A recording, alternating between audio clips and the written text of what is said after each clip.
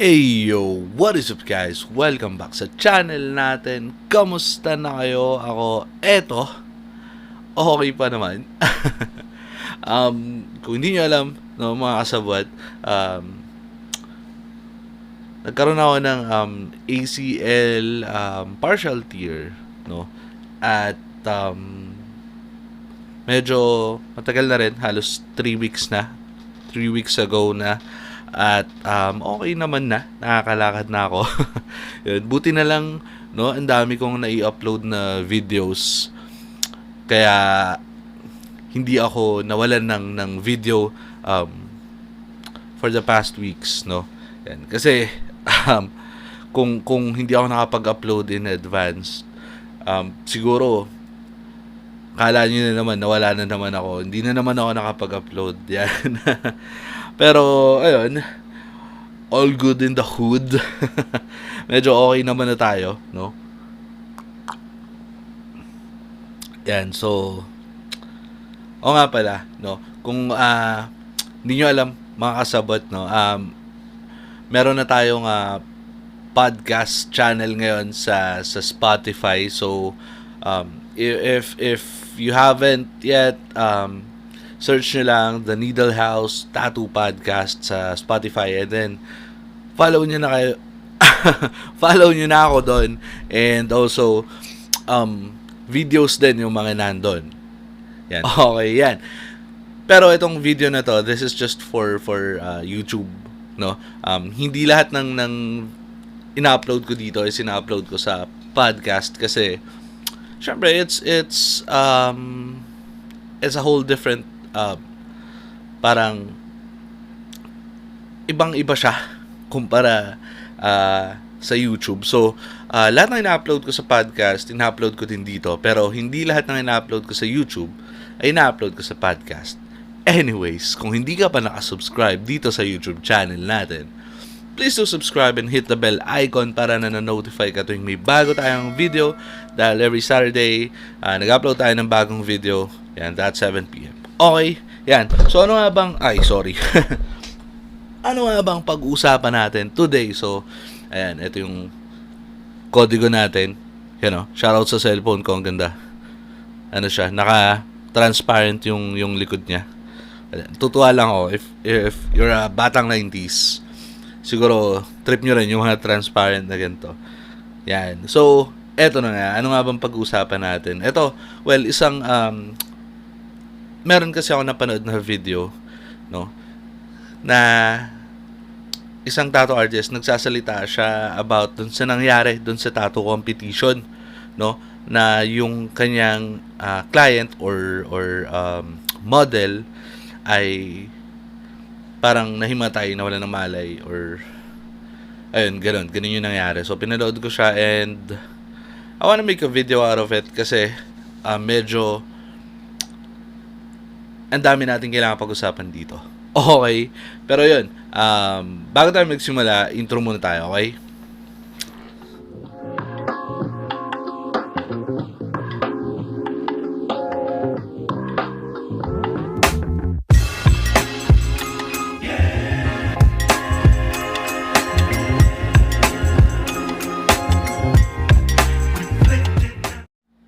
And we're back. Ayun na nga. Ano nga bang nangyari dun sa tattoo competition na yun? Well,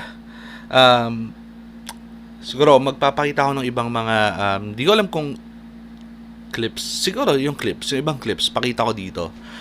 Para makita nyo rin kung anong nangyayari.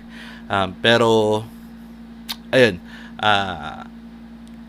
basically ang nangyari is hindi kinaya nung model, for whatever reason yung nangyayari doon sa yung tattoo, at nawalan siya ng malay, alam ko na basta na hospital siya, ganun. Yun, so pag-usapan natin yan. O nga pala, no, bago tayo magsimula doon sa topic natin, no, shoutout sa Uno Headwear para dito sa cup natin. And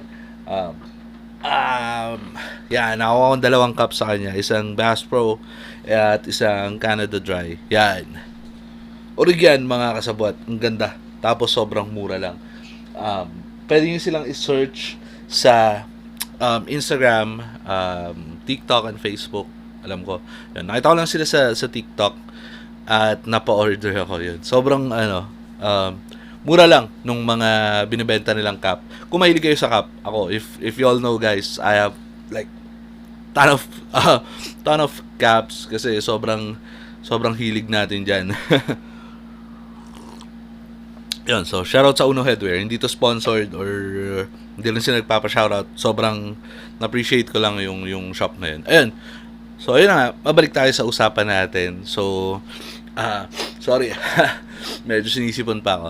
Yan. So anong nangyari? Bakit nga ba nahimatay si model doon sa tattoo competition na yun? So shoutout doon sa may-ari ng video, doon sa tattoo artist, no? Pero I wanna commend first off yung tattoo artist kasi he did everything na kailangan gawin at hindi siya naging masamang tao para sa akin doon sa nangyari na yun. Kasi alam ko no nung talagang magpa-pass out na si model no, parang yun na yung time na tinatawag sila on stage to present the tattoo. Pero since gano'n na nga yung nangyayari, the tattoo artist opted to bring the model sa hospital. So sobrang shoutout sa'yo. Ang ganda ng ginawa mo na yun. And based dun sa mga videos, sa mga sinasabi niya na meron silang may naiinom sila, meron silang Gatorade, and nung nakita niya na medyo parang nangihina na yung model, is pinakain niya ng chocolate and ng sweets. So yun, tama yung ginawa niya na yun. So kasi may mga nagtatanong kasi bakit ganun, ba't pinapakain ng sweets or whatever na matamis. Kasi mga kasabwat, gaya nga nung mga alam ko may video tayo about dito kung ano yung dapat gawin sa mga habang nagtatattoo. Yan. So at bakit nahihimatay yung mga customer kapag ganitong nagpapatattoo.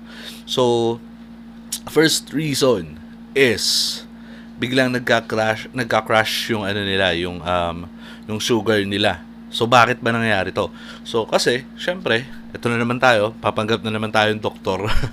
Pero ang nangyayari kasi basically is kapag tinatatuan, nasasaktan, ang nangyayari, tumataas yung adrenaline ni customer, ni model, ni client, no? Pag tumaas yung adrenaline niya, syempre biglang saan ba kukuha ng energy yung katawan natin? Well, of course, sa sugar, sa calories. Yan. So, mostly sa sugar talaga. So, kapag ganong biglang tumaas yung adrenaline ni customer or ni client, kakainin niya yung sugar sa katawan. So, kakainin, tapos biglang magka-crash yung sugar level natin sa katawan. So, yun yung reason kung ba't nahihimatay. At yun din yung reason bakit kapag napapansin natin ng mga tattoo artist na medyo namumutla na si customer, binibigyan natin ng anything na sweet, no? Chocolate, yan, candies, soft drinks, no? Ayan, so ganun. So, shoutout talaga doon sa tattoo artist. Sobrang naging prepared niya doon at sobrang naging maalaga siya kay model. Yun, so wala naman ako nakitang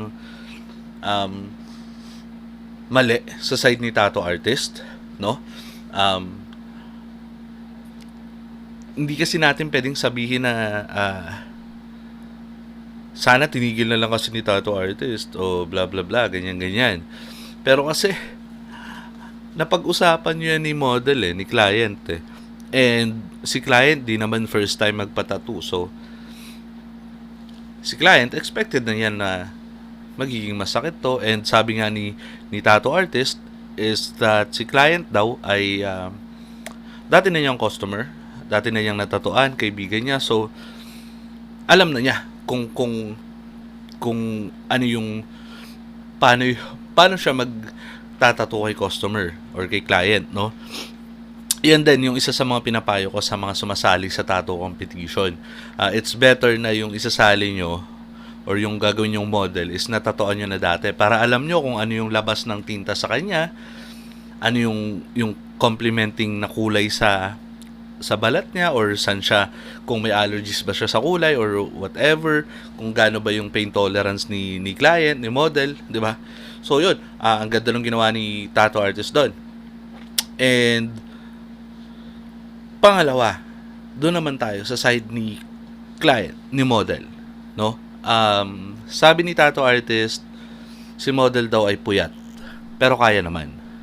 Well, sa side kasi ni tattoo artist, no, syempre, competition yan. Pinaghandaan niya yan.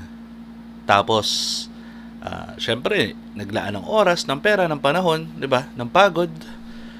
Syempre, kung sinabi naman ni client, ni model na kaya naman niya, well, ipupush. Pupush talaga nila yan. Kaya naman eh. Doon naman sa side kasi ni model, sana, naging alam naman niya na magkakaroon ng competition. Iniwasan na sana magpuyat. Mas nakapag-prepare pa sana. Meron nga pala tayong video about dyan kung paano mag-prepare para sa tattoo session mo. So yun, sana sinunod yun. The model could have been more hydrated, or nakakain siya, nakatulog siya ng maayos. Pati pati balat, kailangan na prepare yan, no? Kung gusto niyang mas in-depth na explanations kung paano mag-prepare sa tattoo session nyo, panoorin nyo yung video natin. Pero, ayun, kailangan nakapag-prepare talaga si customer. Yan. And, eto, for lack of a better term, no? Hindi ko naman sinasabi na si customer ay ganito, or yung customer, yung model doon sa video ay ganito. Pero, minsan kasi, hindi nagsasabi yung ibang model, yung ibang customer, gumagamit sila ng pinagbabawal na gamot. At, eto this is by experience. Nagkaroon na ako ng ganyang customer. Gumamit siya nagdroga siya, basically. Tapos, nung bumaba yung tama ng droga, ayun, naaning, naramdaman yung sakit. At, hindi natapos yung tattoo. So, yun, it happens. Hindi ko sinasabing doon nangyari, pero as a customer, as a model, as a responsible client, model, dapat mong gawin yun kung magkakaroon kayo ng competition. Kasi it might cost yung pagkapanalo or yung resulta nung ginagawang tattoo ni tattoo artist. 'Di ba? Pero but then again, hindi natin masisi si model, no, about sa nangyari. Pero hindi kasi natin talaga alam kung anong nangyari doon. Now, eto na, yung pangatlo. Para naman doon sa gumawa ng event, gumawa ng tattoo competition, no. Shoutout sa inyo. Hindi ko alam kung ano event to, kung sinong gumawa nito. Hindi ko rin alam kung saan to. Hindi naman nabanggit, or nabanggit man, hindi ko masyadong nabigyang pansin. Pero sana naman, no? Sana naman. And it goes to all the events, no? Tattoo competition. All the coordinators and sa lahat ng gumagawa ng event na ganyan, ng mga tattoo competition. Sana meron kayong medic, no? Kahit nurse or whoever that can give like first aid sa mga ganyang pangyayari, no? Sana may naka-prepare din na sasakyan na magdadala sa ospital kung mangyari man yung ganyan. Kasi you all know how it is, no? Lahat, hindi ko alam kung tattoo artist man yung gumagawa ng ganyan, yung mga ibang gumagawa ng events. Pero sigurado naman enthusiast kayo ng tattoo kaya ginagawa niyo yung ganyang event. And you all know how it feels, no? Kung paano matatoan. Kung gaano kasakit yun, especially kapag mahabang oras ginagawa yung tattoo. Masakit talaga yun, mga kasabwat. And hindi maiiwasan yung may magpa-pass out. And nung tinitingnan ko yung video, hindi ko alam yung ibang nangyari, pero hindi ko rin alam yung kwento, pero wala akong nakitang medic, no? kung meron man, sorry, baka hindi ko lang napansin, pero this goes to all events, tattoo competition, na dapat may medic. Okay? Dapat merong naka-ready na sasakyan kung ano mang hindi maganda yung mangyari. Okay? So, doon sa event na yon, kung wala mang medic yon, dapat meron. Kung meron man, dapat nag-iikot yon. Nagtatanong-tanong din yon. And nagche-check sila ng mga kung ano mang pwedeng nangyayari o mangyayari. No, dapat prepared kayo. Kasi syempre tattoo yan eh. Sakitan yan. Sinasaktan yung customer. 'Di ba? Yung client, yung model. Tapos kahit kay tattoo artist, this is very parang stressful din kay tattoo artist to, no? Kasi yung fatigue, 'di ba? Yung pressure. So, pwede rin hindi lang si client or si model lang mag-collapse dito, pwede ring tattoo artist, 'di ba? So, kailangan talaga meron, 'di ba? Ayun lang naman.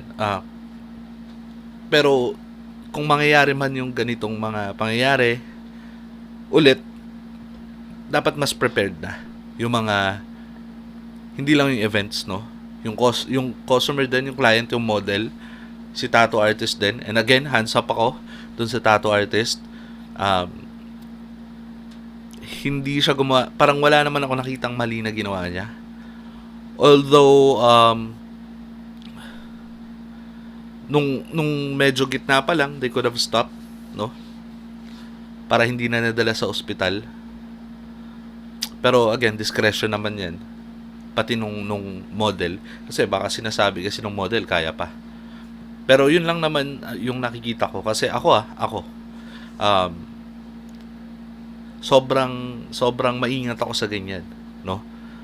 Kahit model nga pinapapirma ko yan ng waiver.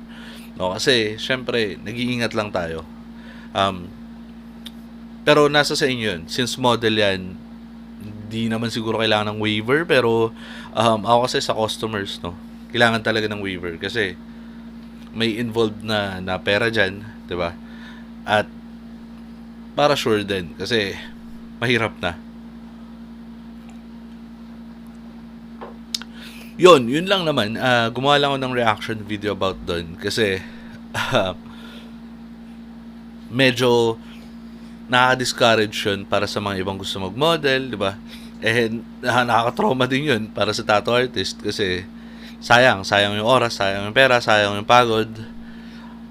Paano kung magcha-champion pala yun, di ba? Yung pala yung babago ng buhay mo na pag nag-champion ka pala doon, biglang may magpapatattoo sa'yo ng mga sikat na tao. Doon ka na pala yayaman. 'Di ba? Sayang. Kung hindi ganoon yung naging resulta nun. Kaya maganda talaga mas prepared si tattoo artist, si customer, si model at yung event mismo. And since alam ko kung natapos naman yata So kung natapos naman sana nabigyan ng consideration si tattoo artist. That's my 2 cents, no? Pero it's up to you guys. Ayun, yun lang. Again, kung bago ka sa channel na to or kung hindi ka pa nakasubscribe, please do subscribe and hit the bell icon para nano-notify ka tuwing may bago tayong video. Okay? And follow me on Spotify, The Needle House Tattoo Podcast. Yun lang. Peace out.